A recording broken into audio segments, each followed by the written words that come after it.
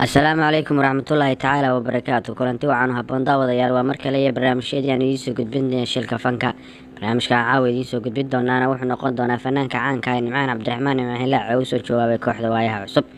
ku soo dhawaada barnaamijka fadlan haddii aad markii ugu horeysa channelka soo boqoto subscribe saar asxaabtaada la wadaag.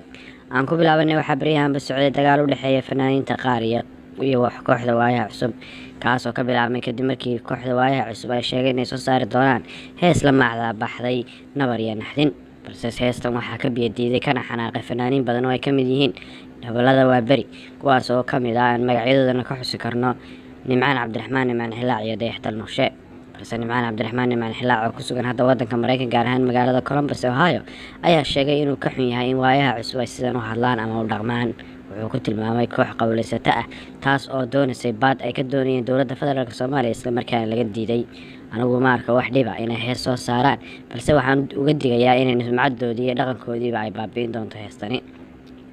Nimcaan Hilaac Cabdiraxmaan ayaa la sheegayaa inuu ahaa kooxda hawlada waa beri Soomaaliya oo ka tirsanaa isla markaana uu ahaa abaanduulaha iyo afhayeenkaba, isagoo la sheegay inuu lacag ka qaato mushahar ka qaato dowladda federaalka Soomaaliya isla markaana ay u fududeysay laanta socdaalka Soomaaliya immigration-ku sidii uu ku tagi lahaa wadanka Mareykanka isla markaana uu la midoobi lahaa xaaskiisa oo ku sugan wadankaasi maadaama Donald Trump uu xayiray in dadka Soomaalidu ay yimaadaan wadankiisa.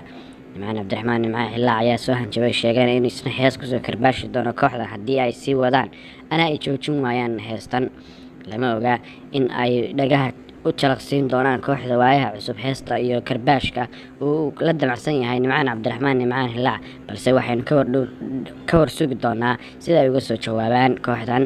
fadlan haddii aad tahay markii kugu horeysay iyo markii labaadba waxaan kaa codsanaynaa asxaabtaada la wadaagto. salaamullaahi calaykum waraxmatullaahi tacaala wabarakaatu.